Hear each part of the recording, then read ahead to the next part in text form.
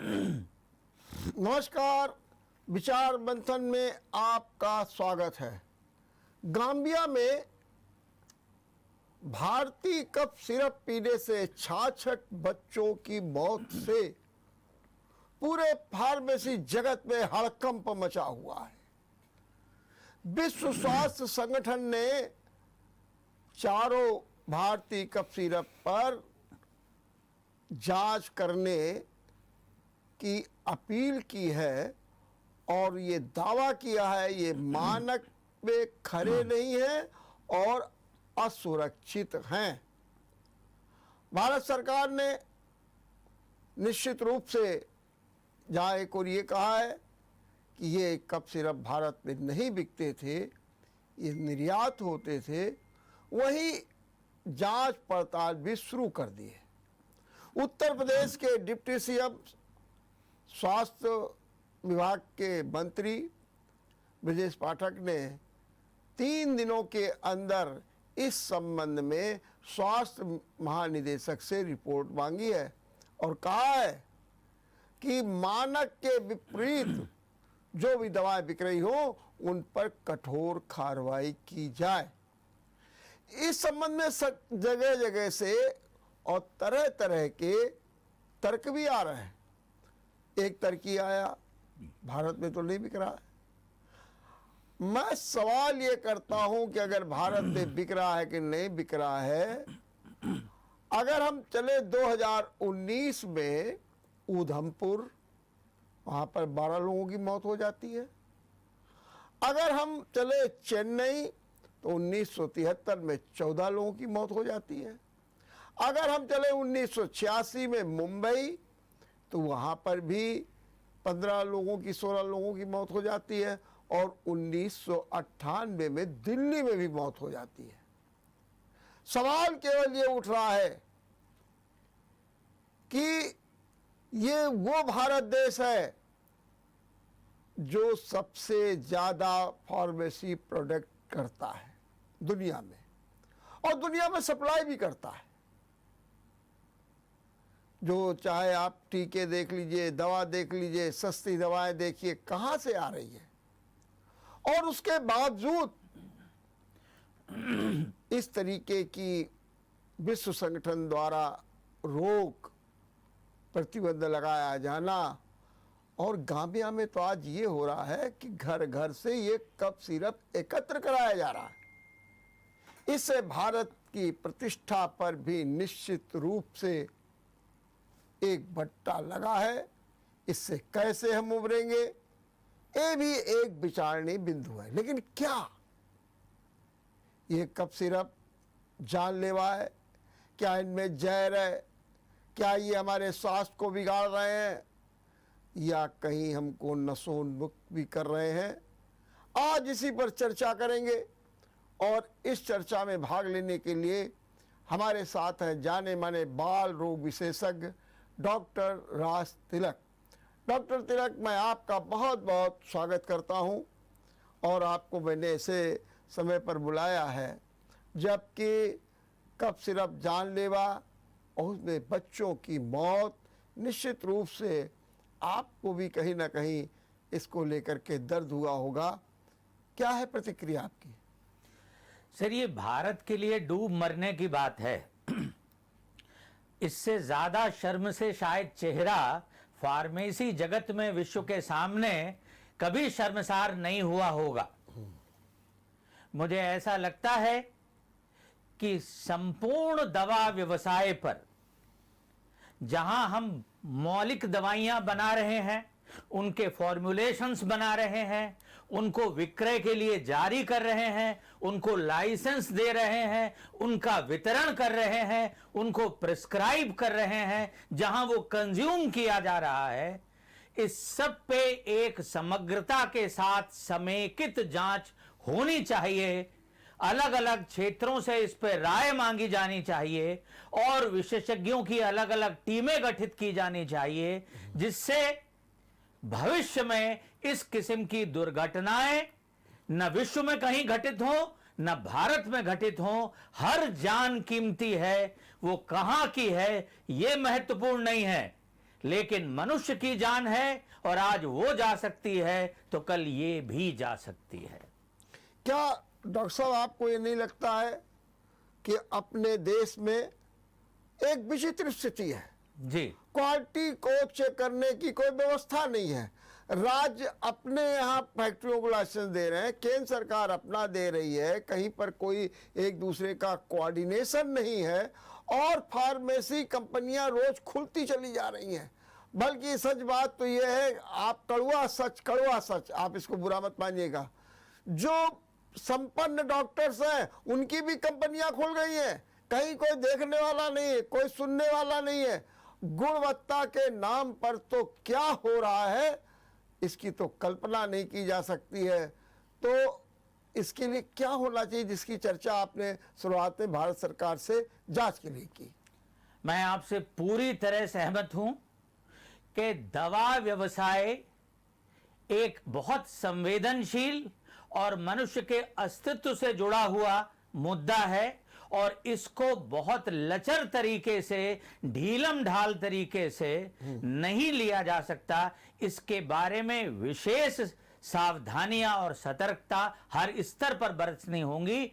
और हमारा दुर्भाग्य यह है कि इस देश में जो दो क्षेत्र सबसे ज्यादा नकारेपन और सरकार की अनदेखी का शिकार हुए हैं, उसमें एक स्वास्थ्य है और दूसरी शिक्षा।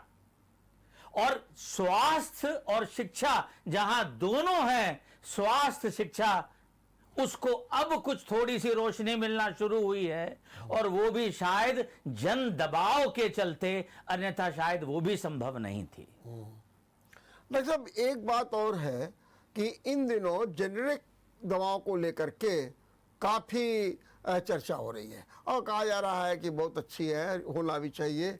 लेकिन अगर आप देखिए कि जेनेरिक दवाओं की भी अगर गुणवत्ता की बात देखें, कहाँ बन रही है, कैसे बन रही है, कहाँ गंदगी है, कहीं कोई देखने वाला नहीं। एक हवा चल रही है, जेनेरिक हवा है, बड़ी सस्ती होती है, बड़ा अच्छा है, बड़ा फायदा करती है।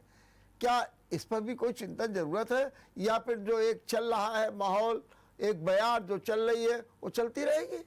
देखिए, गुणवत्ता नियंत्रण हर जगह जरूरी है और उसके साथ कहीं पर भी कोई समझौता नहीं किया जाना चाहिए जी।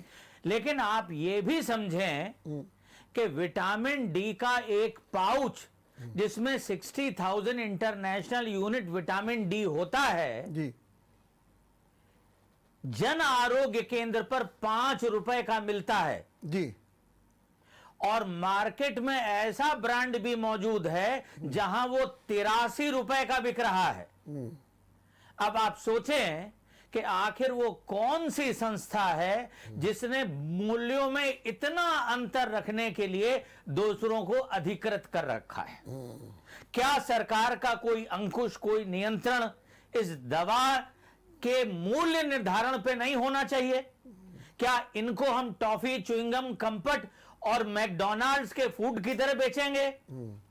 और अगर सरकार की जिम्मेदारी है तो हमें मुनाफे का प्रतिशत तय करना होगा, गुणवत्ता के हिसाब से तय करें आप कि ए कैटेगरी की मेडिसिन का इतना दाम, इसी श्रेणी की बी कैटेगरी का इतना, सी का इतना, डी का इतना। लेकिन कुछ तो करना पड़ेगा। आप दामों में 10 गुना 20 गुना की जो वृद्धि है, 5 रुपए के बजाय 83 रुपए, सोचिए कितने गुना हो गया। इसकी इजाजत नहीं दी जानी चाहिए, खास तौर पे एक ऐसे देश में जहां एक बड़ी आबादी सिर्फ स्वास्थ्य के खर्चे की वजह से हर बार गरीबी की सीमा के नीचे सरक जाती है, जिसके घर के बर्तन बिक जाते हैं। ऐसे समुदाय और समाज को अपने स्वास्थ्य की चिंता ना हो, ये लापरवाही अब तो कम से कम कतई बर्दाश्त न कर काबिले बर्दाश्त है। अच्छा, ये जो कफ सिरप है, देखा है समय से लोग लेते रहते हैं और जहाँ पर देखे तो बच्चों में जरा भी खांसी, जुकाम, जो आम बात होती है, सर्दी हुई तुरंत मंगा लिया, ले आओ और कफ सिरप आ गया और पिलाना शुरू कर दिया। क्या ये जो उपयोग है या जो ये मनमानापन है, तो ये क्या घातक है, या निश्चित रूप से ऐसा कुछ कफ सिरप में था, वो घातक है। देखिए, हमारे देश की पुरानी पैथी जो है जी। वो या तो नेचुरोपैथी है या आयुर्वेद है। फिर मुसलमानों के समय में जब राज करते थे यहाँ पे यूनानी आई। एलोपैथी बहुत आधुनातन किस्म की पद्धति है। जी। लेकिन हमने जो इस एलोपैथी के साथ किया है वो लगभग वही है जैसे हकीम जी के चूरन और चटनी के साथ हम करते हैं। ये यहां खतरनाक हो सकता है। बैलगाड़ी से आप गिर पड़े, साइकिल से आप गिर पड़े, तो जो परिणाम होंगे, अगर आप रेलगाड़ी से गिर पड़े चलती हुई, तो परिणाम भैया वो नहीं होंगे। ये बात हमें समझ लेनी चाहिए। एलोपैथी बहुत परिष्कृत है, बहुत द्रुतगामी है, तेजी से फायदा करती है तो तेजी से नुकसान भी कर सकती है। इसके बारे में दवा का नियंत्रण उसी व्यक्ति के हाथ में रहने दें जिसने उसके बारे में 5, 7, 10 साल तक शिक्षा अर्जित की है, उसके बाद 10-20 साल तक अनुभव प्राप्त किया है, और तब वो ये निर्णय करता है बैठ के कि क्या करें, और क्या करें से ज्यादा ये जरूरी है कि क्या न करें। जिसको ये दोनों पता ना हो, जब वो दवा प्रिस्क्राइब करने लगता है तो ये ढीला ढाला रवैया, ये दवा की विक्रेता से कुछ भी खरीद के दे देना, अपने आप पुराने पर्चे से निकाल के वही दवा दोबारा खरीद के ले आना, या आयुर्वेदिक डॉक्टरों के, होम्योपैथिक डॉक्टरों के एलोपैथी की दवा प्रिस्क्राइब करना, मुझे यह लगता है कि न केवल दवाइयों के साथ इंसानी जान के साथ किया गया खिलवाड़ है और यह रुकना चाहिए। मतलब आपका सीधा कहना है कि बिना डॉक्टर के प्रिस्क्रिप्शन के, बिना डॉक्टर की राय के, बिना डॉक्टर के डोज को जाने हुए हमें कफ सिरप क्या कोई भी दवा नहीं लेनी चाहिए। और अगर हम ले रहे हैं, ओवरडोज कर रहे हैं या उससे कम डोज कर रहे हैं, तो ये हमारे लिए घातक है। आपकी बात से मैं किसी हद तक सहमत हूं जी। लेकिन दवाइयों की 2 कैटेगरीज बनाई गई हैं जी। एक दवाइयों की ऐसी भी कैटेगरी है जिसको हम OTC मेडिसिन कहते हैं, on the counter sale medicine, यानी जिसके लिए केमिस्ट अधिकृत है कि आपको अगर आपके पास में आए और मांगे तो आप दे सकते हैं। सरकार ये मान के चलती है कि ये दवाइयां अपेक्षाकृत सुरक्षित हैं और व्यक्ति स्वयं भी इनका प्रयोग कर सकता है। जी। अब मुश्किल ये है कि ये जो दवा लोगों ने इस्तेमाल की है ये उसी OTC श्रेणी की है जी। और भारत में धड़ल्ले से बिक रही है। मुद्दा ये है कि ये दवाई न केवल गैर जरूरी है बल्कि हानिकारक भी है, और अब तो सिद्ध हो गया कि ये जानलेवा भी है। और आप जब बहुत सी कफ सिरप से होने वाली मौतें गिना रहे थे, दवाइयों से होने वाली, आप उसमें एक भूल गए। 2081 में मोहल्ला क्लिनिक दिल्ली में यही कफ सिरप पीने से 13 लोग बीमार हुए, अस्पताल में भर्ती हुए और 3 उसमें भी जीवित नहीं रहे। तो ये सिर्फ गांबिया में होने वाला नहीं, मैंने दिल्ली का जिक्र किया था। जी, दिल्ली का जिक्र किया था, संख्या मैंने स्पष्ट कर दी है। मैंने दिल्ली का जिक्र किया, मैंने 4 जगह का जिक्र किया जी। एक तो उधमपुर का, अभी 2019 का मैंने जिक्र किया, मैंने जिक्र किया इसके मुंबई का, मैंने जिक्र किया दिल्ली का, और मैंने जिक्र किया चेन्नई का। जी। ये 4 जगहों का मैंने, और 1981 और 98 का दिल्ली था, 81 का मुंबई था, और 1973 का चेन्नई था, और 2019 का जो बिल्कुल लेटेस्ट है वो उधमपुर का, जहाँ पे 12 सर, इसी के सिलसिले से मैं टिप्पणी कर दूं जी। अगर ये सब हुआ और इस देश में हुआ तो सवाल बड़ा खड़ा होता है कि हम कब जागेंगे। ठीक बात। हमें कितनी मौतें चाहिए, हम कब इस देश को शमशान बन जाने देंगे कि हमारी नींद टूटेगी। क्या हम कुंभकर्ण बने रहेंगे और दशहरा मनाते रहेंगे? ठीक बात। लेकिन डॉक्टर साहब एक बात हमको और बताइए, ये वही कंपनी है मेडेन फार्मास्यूटिकल हरियाणा की जी। आप जांच कर रहे हैं, आज आप बहुत कुछ कर रहे हैं, वो लोग भी कह रहे हैं हाँ हम भी जांच कर रहे हैं। लेकिन जो मैं देख रहा था, इसके पहले पटना में इनकी दवाओं का टेस्ट फेल हो गया। एक इनकी कोई मेटोमिन हार्ट की आती थी, उसका टेस्ट फेल हो गया। एक इनकी एस्प्रिन 75 मिलीमीटर की आती थी, खून को पतला करने वाली, उसका भी टेस्ट फेल हो गया। इसके अलावा भी इनके कैल्शियम और अन्य भी दवाएं फेल हुई, लेकिन फेल होती रही और हम उन्हें संरक्षण देते रहे। इसका क्या मतलब है? सर, इसका मतलब वही है जो कानपुर मेडिकल कॉलेज में आज की खबर है कि एमॉक्सिसिलिन और क्लावुलानिक एसिड के सैंपल फेल हो गए हैं और वो सरकार ने लखनऊ से बैठ के सेंट्रल ड्रग एजेंसी के थ्रू सप्लाई की थी।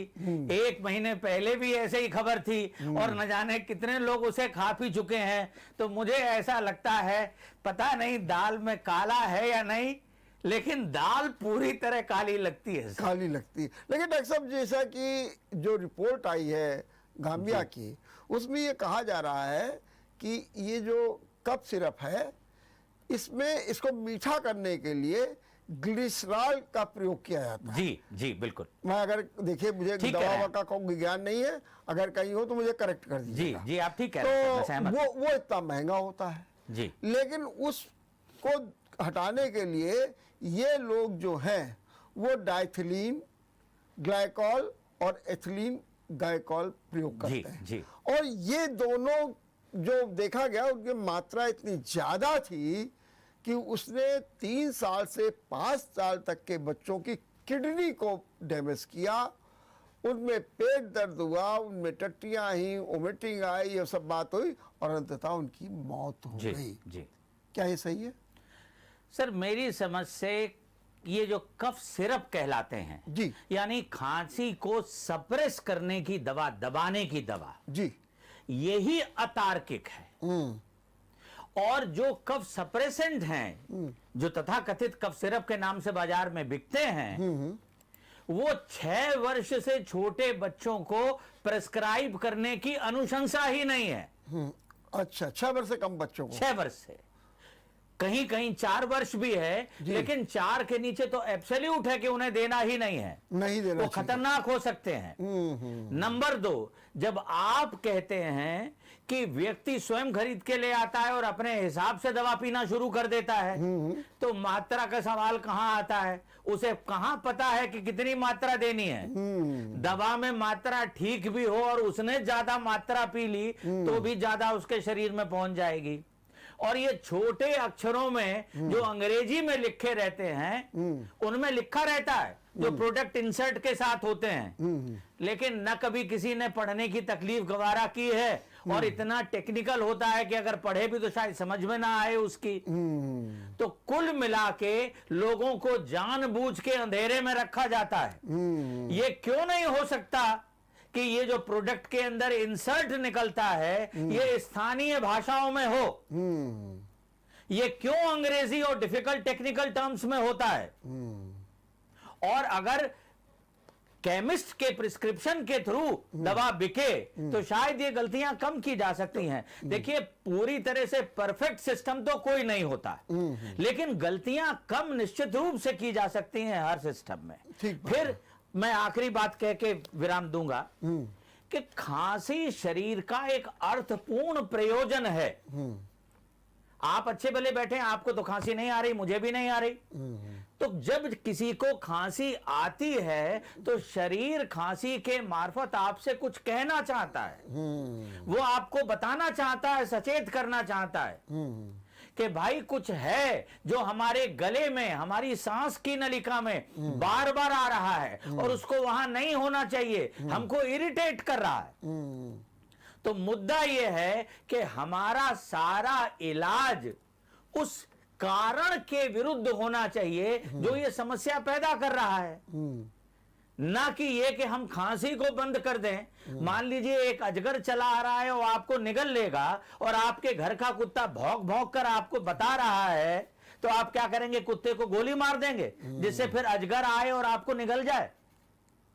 ठीक ऐसे ही है, जब हम शरीर की सामान्य सुरक्षात्मक जो प्रतिक्रियाएं हैं उनको दबा देते हैं, वो चाहे जुखाम हो, खांसी हो, बुखार हो, और बिना सोचे समझे दबा देते हैं, तो फिर हम बीमारी को खुद ब खुद अपर हैंड दे देते हैं और एक दिन फिर उसी का ग्रास बनते हैं।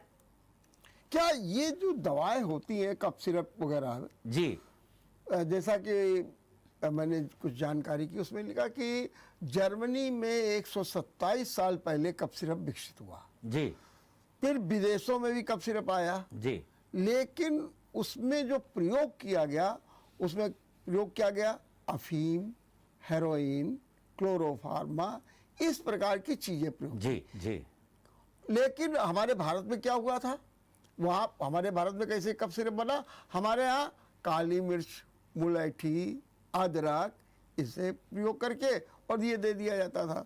सवाल मेरा ये है, क्या ये जो नशीले पदार्थ हैं तो वो क्या वास्तव में दवा का काम करते हैं क्या, या वास्तव में वो हमारी शारीरिक जो संरचना है या उसमें जो मैं सीधे सीधे कहूँगा कि जो उनके ऑर्गन्स हैं उनको कुछ नई ऊर्जा दे देते हैं? देखिए, आपने जो देसी खांसी रोकने का फार्मूला बताया, हाँ। उसमें मैं तुलसी और जोड़ दूं, हाँ, तुलसी और शहद और जोड़ दूं। ठीक बात है। ये अदरक का रस हो हाँ, वही सकता मैंने है। आदि बताना। जी जी। ये चीजें बेसिकली आज विज्ञान सम्मत हो गई हैं, और हम अधिकांश लोगों से कहते हैं कि बजाय इसके कि तुम दुकान पे जाओ और खांसी दबाने के लिए कोई कफ सिरप खरीद के लाओ, तुम घर में इन चीजों का प्रयोग क्यों नहीं करते? ये कारगर हैं, उपयोगी हैं, और प्राथमिक तौर पे इन्हीं का इस्तेमाल किया जाना चाहिए। दूसरा, आपने जर्मनी के उन कफ सिरप्स की बात की, उनमें पहले सर जब ज्यादा दवाइयां ज्ञात नहीं थी तो जो भी उस समय उपलब्ध थी उनका जो भी श्रेष्ठ प्रयोग हो सकता था वो किया जाता था। जी जी जी। और उस समय ध्यान करें आप, लोग बच्चों को डॉक्टर्स ब्रांडी भी पिलाया करते थे, ब्रांडी और दवाइयों में अल्कोहल भी हुआ करता था। लेकिन जैसे जैसे एलोपैथी में खास बात यही है कि हम कभी भी किसी लकीर को फाइनल नहीं समझते। हम सिर्फ ये कहते हैं कि आज तक हुए शोध के अनुसार जो अधिकतम जानकारी हमारे पास में उपलब्ध है उसके अनुसार हम आपको ये दे रहे हैं। कल ये जानकारी यदि बदल जाएगी तो उसकी रोशनी में हम भी बदलने को तैयार हैं। हम भविष्योन्मुखी हैं। हमारा विज्ञान जो है वो अतीतोन्मुखी नहीं है। और बाय एंड लार्ज ये जो कोडीन है या अफीम से निकली हुई दवाइयां हैं, दारू है, धीरे धीरे धीरे धीरे हमें मालूम पड़ा ये काम तो करती हैं, लेकिन इनके दुष्प्रभाव भी पर्याप्त हैं। इसीलिए आप देखेंगे एलोपैथी एकमात्र ऐसी पैथी है जिसने अपनी कमियों पर भी काम किया है।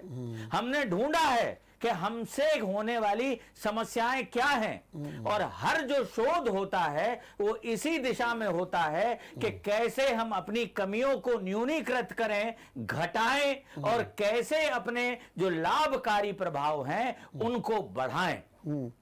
इसलिए आज जो सिरप आ रहे हैं उसमें अफीम चला गया, कोडीन आया, फिर कोडीन चला गया, अब उसकी जगह डेक्स्ट्रोमेथॉर्फेन आता है। हाँ, लेकिन डेक्स्ट्रोमेथॉर्फेन की भी अगर ज्यादा तादाद आप ले लें तो ये नशीली दवा का काम करने लगता है।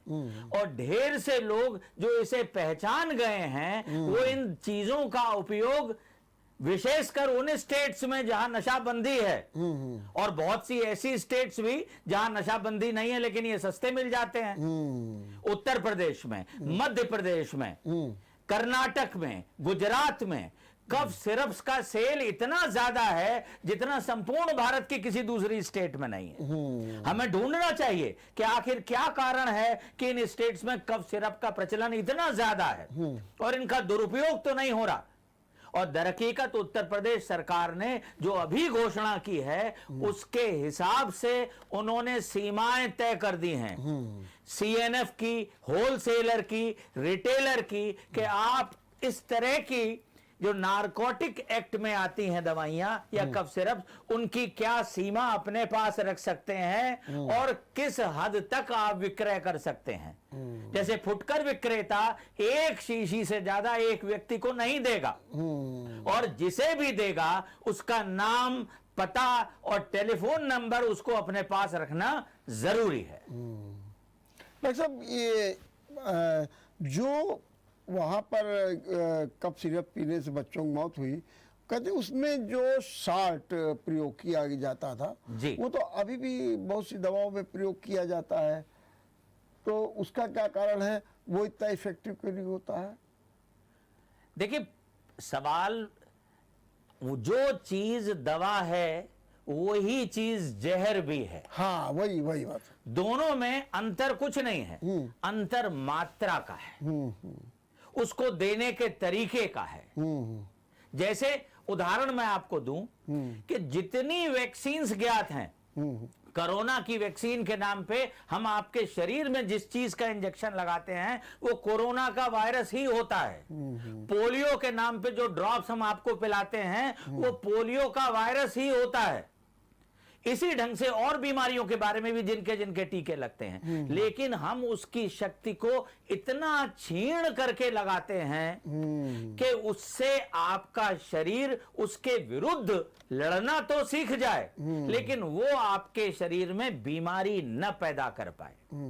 तो ये अनुशासन है दवाइयों का, उसकी सीमाएं हैं। हम क्या दें, क्या न दें, कितना दें, किस प्रकार दें, दिन में 1 बार, 2 बार, 3 बार, 4 बार, कितनी अवधि तक दें, और किन 2 चीजों को कभी साथ न दें, और किन 2 चीजों को जरूर साथ ही देना चाहिए। ये तमाम विवेक के पूर्ण बातें हैं, और हर मरीज अलग है। अगर आपको मान लीजिए हार्ट प्रॉब्लम है, या किडनी की प्रॉब्लम है, या कुछ मानसिक बीमारी है, तो वो तमाम सारी चीजें जो हम दूसरे सामान्य लोगों को दे सकते हैं, उन लोगों को शायद न दे पाए। तो हमें उन सीमाओं के बीच रहकर, जैसे 32 दांतों के बीच जीभ रहती है, ऐसे निर्णय करना होता है कि हम क्या दें, कितना दें, कब दें, क्या न दें, और किस अनुपात में दें। डॉक्टर साहब, एक बात हमको जरा ये बताइए कि अभी आप बात कर रहे थे कि मध्य प्रदेश, कर्नाटक, उत्तर प्रदेश, गुजरात में कफ सिरप ज्यादा बिकता है जी, ठीक है, और कहीं ना कहीं ये लगता है कि ये नशे को भी बढ़ाता जी, है। बिल्कुल। इसमें क्या ऐसा होता है जो व्यक्ति पीता रहता है, बल्कि कभी कभी उतारे एक और ले लो, जैसे नशे वाले होते हैं, एक और ले लो, और धीरे धीरे वो अभ्यास बन जाता है। जो मेरी जानकारी के अनुसार, जहाँ महिलाएं तक जब नींद ज़्यादा नहीं आती है तो कहती कफ सिरप ले लो, अभी नींद आ जाएगी। पुरुष तो इसको नशा के रूप में ही स्वीकार करता है। क्या कारण आप इसका मानते हैं? सर, इसका कारण है एडिक्शन, यानी उस पे निर्भरता पैदा हो जाना। जो पहले आपको सो कॉल्ड, उनकी भाषा में ही बात करूं तो किक आपको कुछ खुराक में मिलता है, फिर वही किक पाने के लिए खुराक बढ़ जाती है, फिर उसी को पाने के लिए वो और बढ़ जाती है, और धीरे धीरे धीरे धीरे यदि आपको वो ना मिले तो आप परेशान होने लगते हैं। आपको ऐसा, जैसे नौसिखिया को आप पिला दें तो जो उसे प्रॉब्लम होगी, अगर पीने वाले से हटा दें तो लगभग उसको वैसी ही प्रॉब्लम हो जाएगी।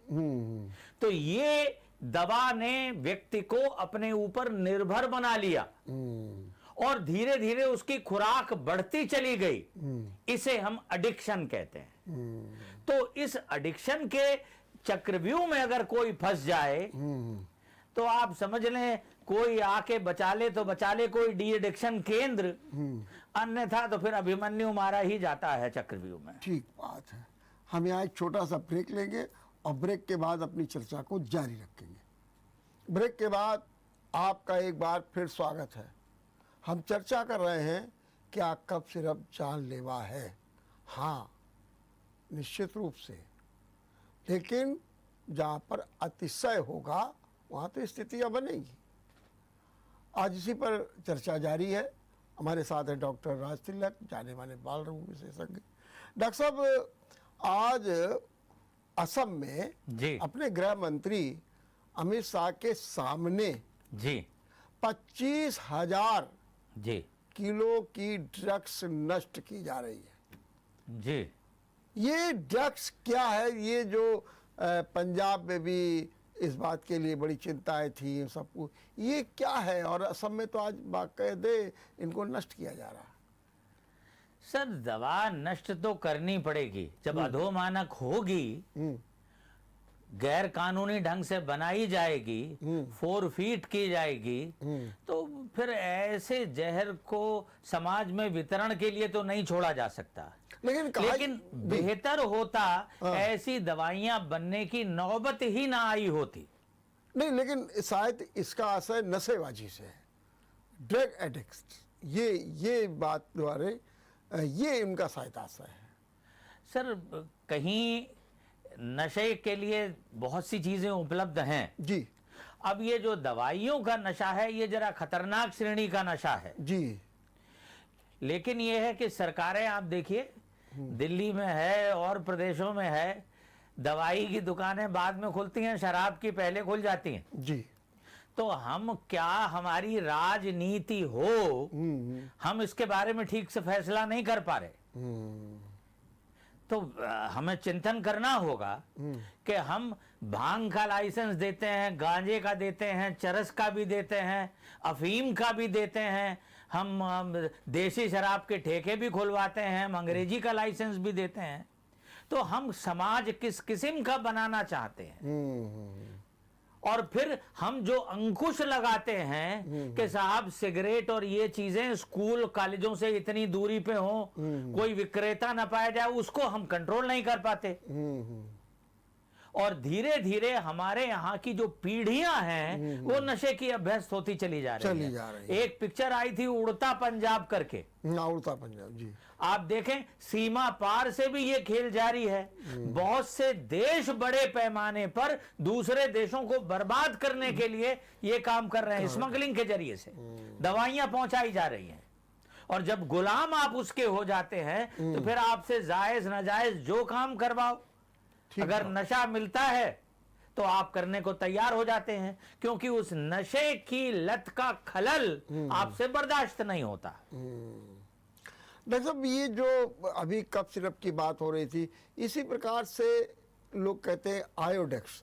हाँ, लोग कहते हैं उसको तो जैसे ना मक्खन लगाया जाता है ब्रेड में, उसको लगा करके खाते हैं। इसी प्रकार से बहुत से ड्रग्स आ रहे हैं और ये सब चीजें सबसे ज्यादा हमारी युवा पीढ़ी को नशीला बना रहे हैं। बहुत स्थिति युवा पीढ़ी में ये होना स्वाभाविक है जी, क्योंकि युवा पीढ़ी सर जो कन्फर्मिस्ट नहीं होती, जो भी वैल्यू सिस्टम चला जा रहा है उसको बिना तर्क के मान ले, तो फिर आप युवा किस बात के हैं? जी। एक दूसरी चीज, युवा पीढ़ी में विद्रोह होता है स्थापित मान्यताओं के प्रति। वो चीजों को जो उसको लगता था अभी तक कि हमारे पिता दुनिया के सर्वश्रेष्ठ ज्ञानी व्यक्ति हैं और मां से अच्छी कोई मां हो ही नहीं सकती है, ये दोनों विचार खत्म हो जाते हैं जब व्यक्ति युवा होता है। उसे लगता है नहीं, ज्ञानी दुनिया में और भी हैं और माएं दूसरी और भी अच्छी हैं और हमें ये नहीं मिला जो हमें मिल सकता था। तो नए नए प्रश्न, नई कौतूहल, नई जिज्ञासा, नए सवालों को ढूंढना, नए प्रयोग धर्मिता उसके चरित्र में आती है। और ये जो प्रयोग धर्मिता है ये उसको सही दिशा में भी ले जा सकती है और यही उसे दिशा भ्रांत भी कर सकती है। तो अगर हमारे यहाँ खेल के मैदान होते, फुटबॉल होता, स्विमिंग पूल होते, क्रिकेट के क्लब्स होते, हर कॉलोनी के अंदर जिम्नेजियम होते, विचारधारा के ऐसे केंद्र होते जहां हम उनको डिबेट्स के लिए बुलाते, स्टूडेंट्स यंग पार्लियामेंट आयोजित करते, अगर ये सब होता तो उनकी ये ऊर्जा सक्रिय धरातल में बहती और क्रिएटिव होती।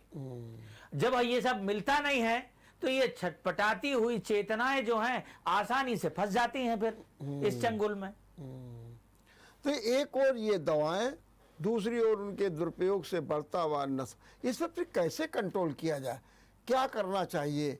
क्या मेडिकल स्टोर्स पर कुछ प्रतिबंध लगा दिए जाएं, सरकार इस पर कुछ सख्ती करे कि इस आयु वर्ग के लोगों को ऐसे नहीं दिया जाएगा, या फिर जब तक पर्चा प्रिस्क्राइब नहीं होगा, ये नहीं कि सादे कागज में कोई लिख करके लिए चला आ रहा है हो रहा है, तो क्या करना क्या चाहिए?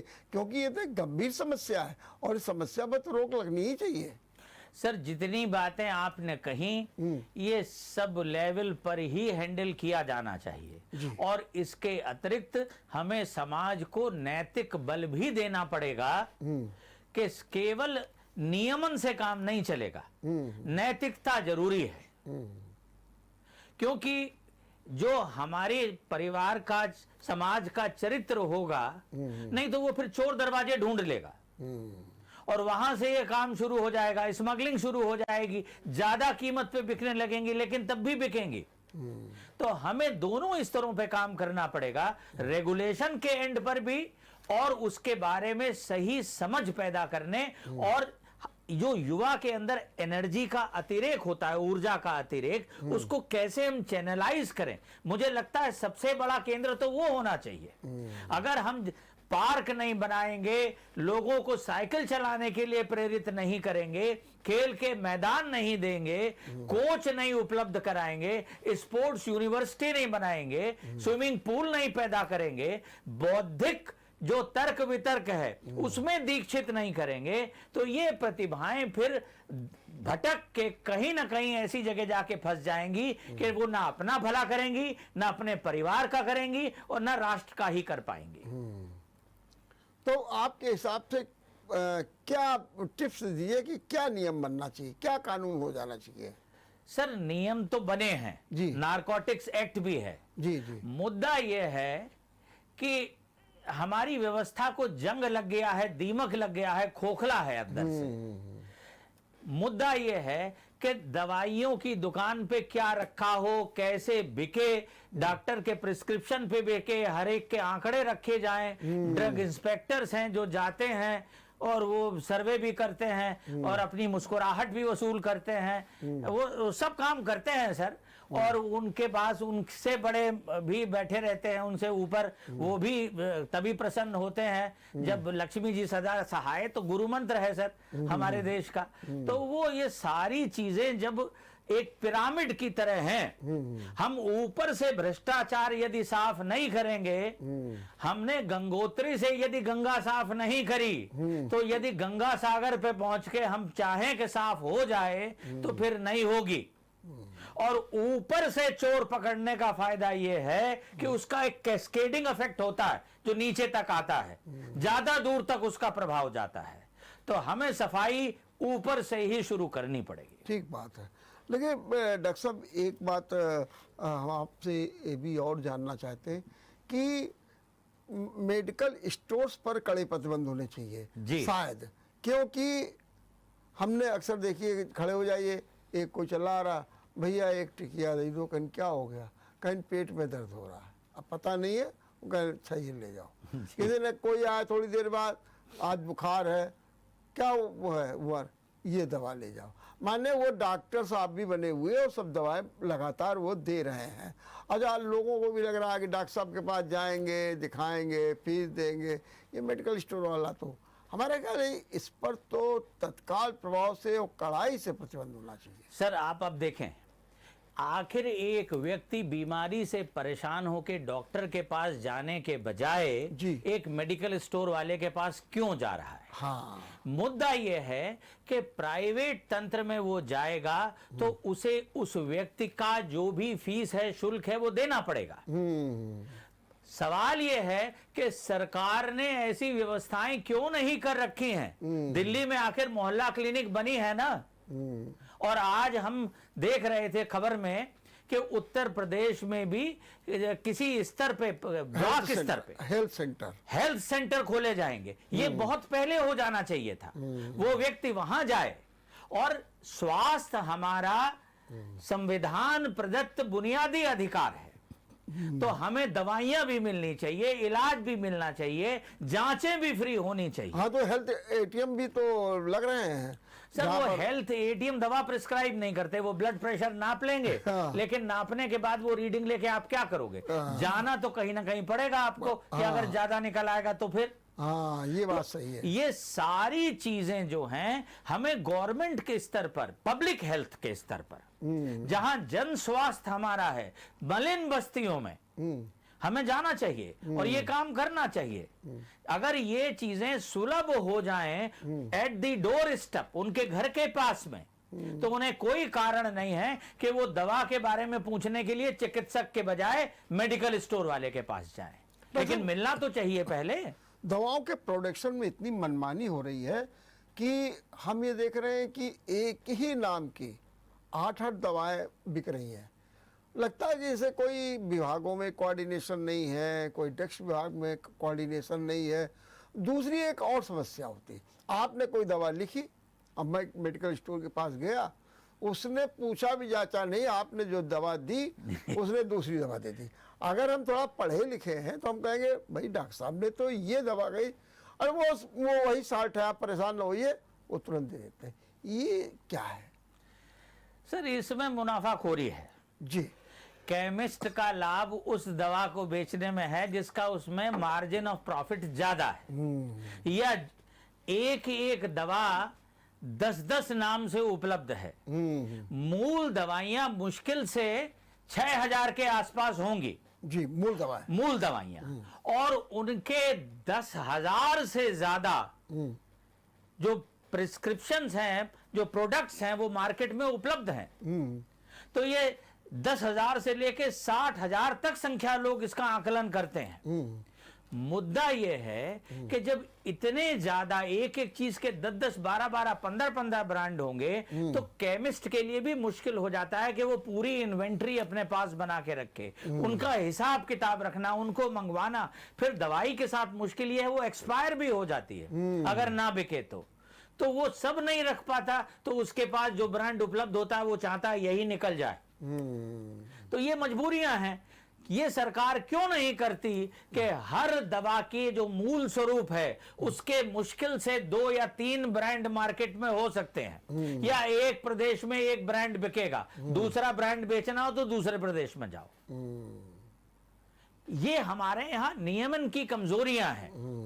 आपस में सर फुटअव्वल खूब हो रहा है स्टेट और सेंटर के बीच में, लेकिन स्वास्थ्य जो है बुनियादी तौर पे स्टेट सब्जेक्ट है, इसलिए हमारी स्टेट्स को जागरूक होना पड़ेगा। ठीक बात है, लेकिन डॉक्टर साहब एक बात है, थोड़ा सा आपसे अन्यथा मत लीजिएगा। जी जी नहीं, आपने निश्चित रूप से सरकार की भूमिका की चर्चा की, मेडिकल स्टोर्स की चर्चा की, आपने इंफ्रास्ट्रक्चर की भी चर्चा की।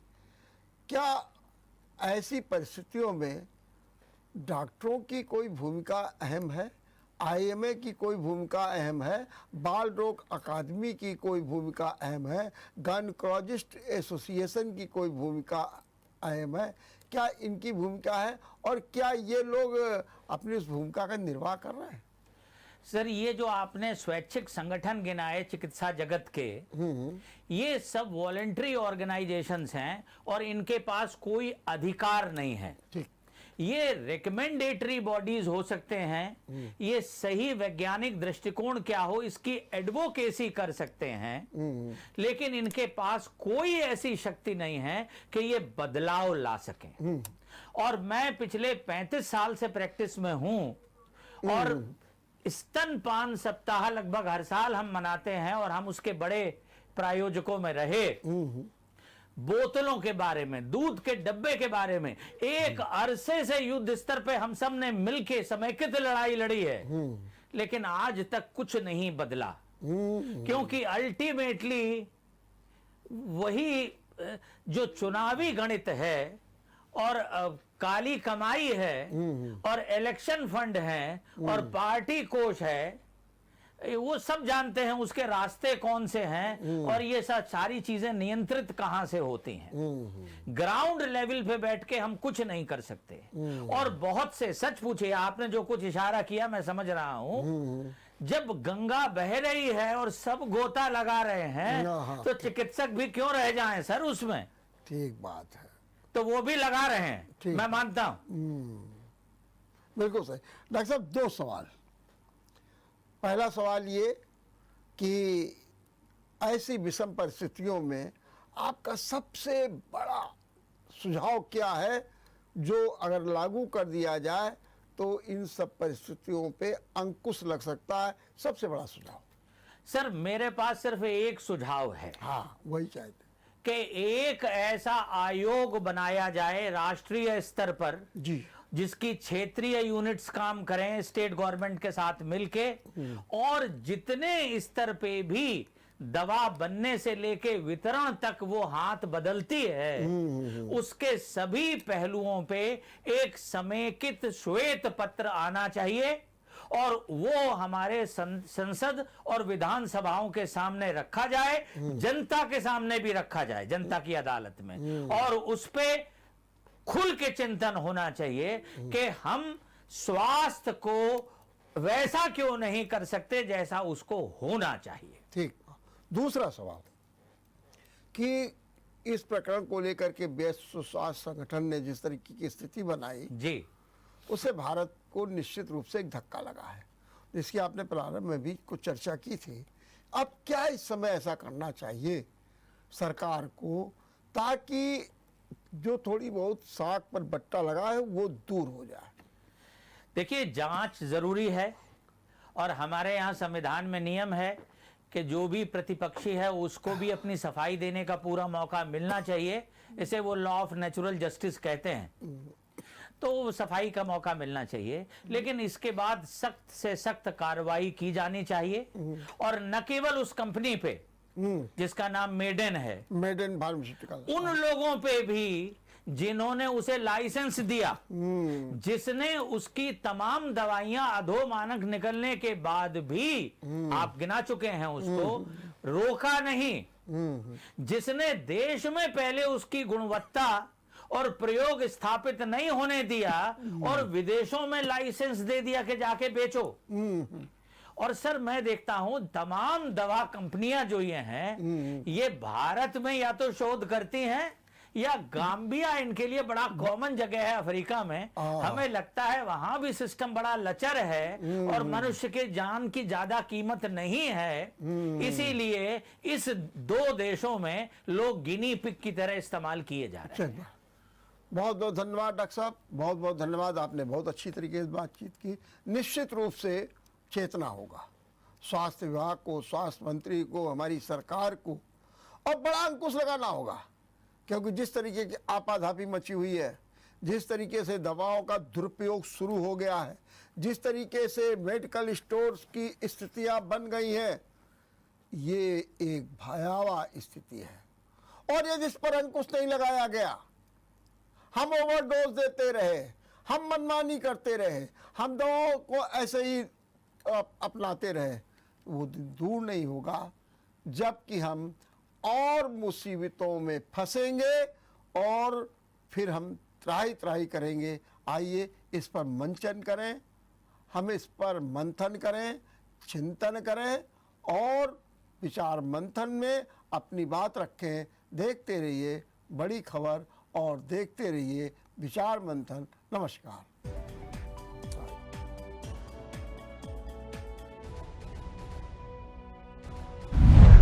अगर आपको हमारा वीडियो पसंद आया हो तो हमें लाइक करें, सब्सक्राइब करें और ज्यादा से ज्यादा शेयर करें, और हाँ, बेल आइकॉन दबाना ना भूलें ताकि हर खबर का अपडेट आप तक पहुंचे तुरंत। आप हमें इंस्टा, ट्विटर और फेसबुक पर भी फॉलो कर सकते हैं। हमारी आईडी है @JMT News Flash।